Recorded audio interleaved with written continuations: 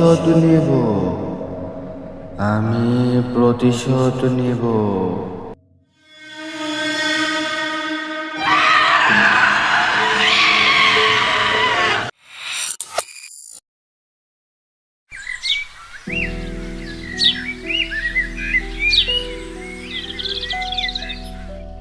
আর কতদিন এইভাবে আমাদের লুকিয়ে লুকিয়ে প্রেম করতে হবে? রুবেল, চলো আমরা বিয়ে করে ফেলি। করবো তো, একটু ধৈর্য ধরো। 3 বছর তো হয়ে গেছে আমরা লুকিয়ে লুকিয়ে প্রেম করছি। কপাল ভালো, বাসা এখনো জানতে পারিনি। আর এমনিতেও আমার বিয়ের সম্বন্ধ আসছে, আমি না করতে করতে আর পারছি না। বাবা আর ভাই অনেক চাপ দিচ্ছে, ভালো ভালো জায়গা থেকে সম্বন্ধ আসছে তো তাই। কি করব বলো, মধ্যবিত্ত ফ্যামিলির ছেলে তো আমি, এখনো বাবার টাকায় চলি। একটা চাকরির জন্য আবেদন করেছিলাম, কিন্তু টাকার অভাবে জয়েন করতে পারি নাই। এখন সরকারি চাকরিও টাকা ছাড়া হয় না, যোগ্যতা যতই থাকুক না কেন টাকাই লাগে। এইভাবে আর কতদিন? যদি ভাই জানতে পারে যে আমি লুকিয়ে লুকিয়ে তোমার সাথে প্রেম করি, তাহলে অনেক বড় সমস্যা হয়ে যাবে, আমাকে জোর করে বিয়ে দিয়ে দিবে। তারা পুকুর পাড়ে বসে এইসব নিয়ে কথা বলতেছে, কিন্তু তারা আর কি জানতো এতদিনের লুকানো প্রেম আজ প্রকাশ হয়ে যাবে।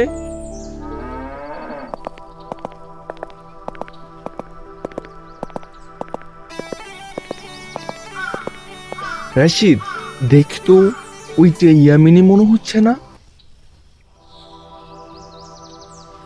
আসলেই তো ওইটা আমার ছোট বোন, কিন্তু এখানে কি করছে? তারপরেও একটা ছেলের সাথে।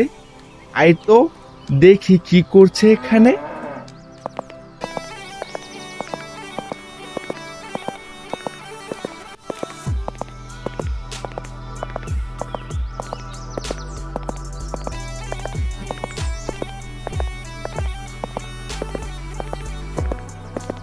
ইয়ামিনী, তুই এখানে কি করছিস?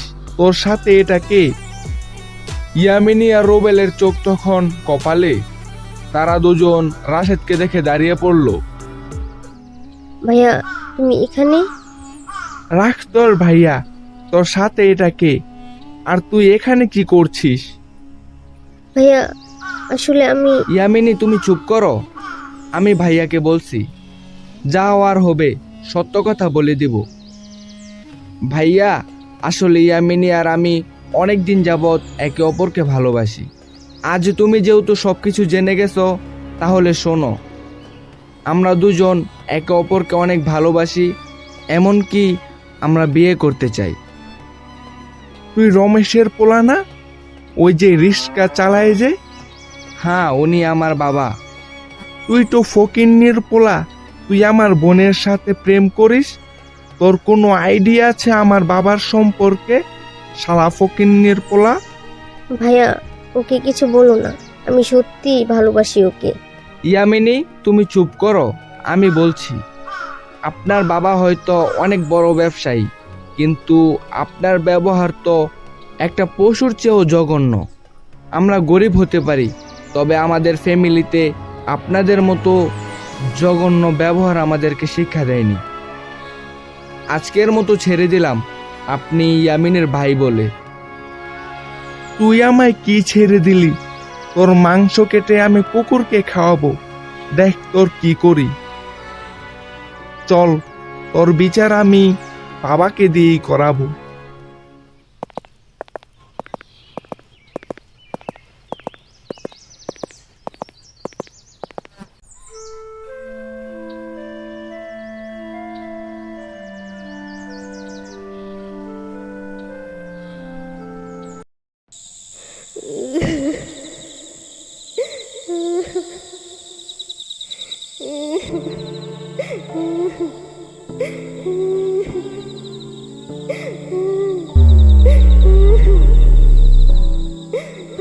ইয়ামিনী, তুমি কান্না করো না, যা হওয়ার তো হয়ে গেছে, এখন কান্না করে কি হবে? রুবেল, তুমি এখানে কিভাবে এলে?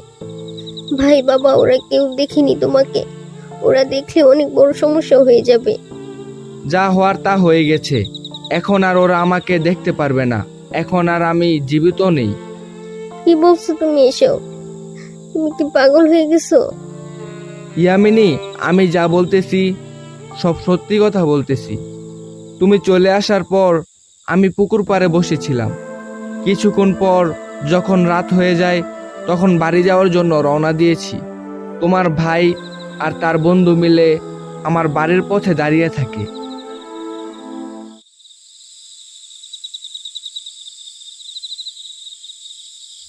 আমি যাওয়ার সময় ওরা আমাকে ডাক দেয়, এই ফকিন্নির পোলা, এদিকে আস। আমি তখন তাদের কাছে গেলাম। ফকিন্নির পোলা, তুই তো ওই সময় বড় বড় কথা বলছস, এখন তোকে কে বাঁচাবে? এটা বলার পর তোমার ভাইয়ের বন্ধু আমার বুকে ছুরি দিয়ে আঘাত করে। আমি তখন মাটিতে পড়ে যাই।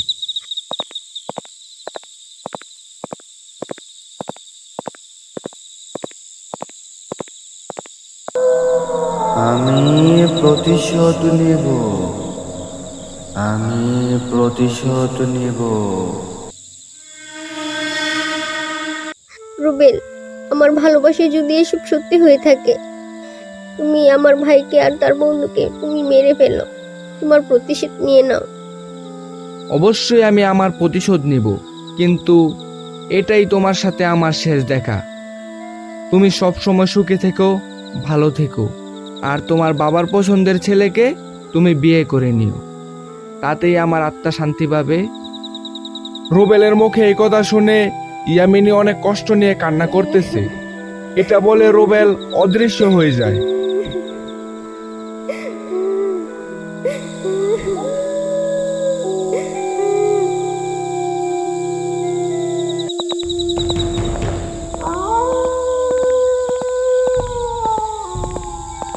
রাশেদ আর তার বন্ধু তখন বাসায় যাচ্ছিল। রুবেল তখন তাদের কাছে গিয়ে দাঁড়ায় এক ভয়ঙ্কর রূপ নিয়ে। তারা রুবেলকে দেখে অত্যন্ত ভয় পেয়ে যায়। ভয়ে কাঁপতে কাঁপতে রাশেদ বলল, রুবেল, তুই এখানে? তুই কি ভাবছিস তোরা আমাকে মেরে শান্তিতে থাকতে পারবি? তা আমি কখনোই হতে দিব না। তাই আমি আমার প্রতিশোধ নেওয়ার জন্য আসছি। এবার তোদেরকে আমার হাত থেকে কে বাঁচাবে? না ভাই, আমাদের ছেড়ে দে। আমাদের মারিস না ভাই, ক্ষমা চাচ্ছি আমরা, ক্ষমা করে দে ভাই, ভুল হয়েছে, ক্ষমা করে দে। রুবেল তো আর ক্ষমা করার জন্য আসেনি, প্রতিশোধ নেওয়ার জন্য এসেছে। রুবেল তখন তাদের গায়ে আগুন ধরিয়ে দেয়। পড়ে যাচ্ছি, তারা চিল্লাতে চিল্লাতে পুরো শেষ হয়ে যায়। পড়ে যাচ্ছি। রুবেলের আত্মা তখন আকাশে উড়ে যায়। পড়ে যাচ্ছি।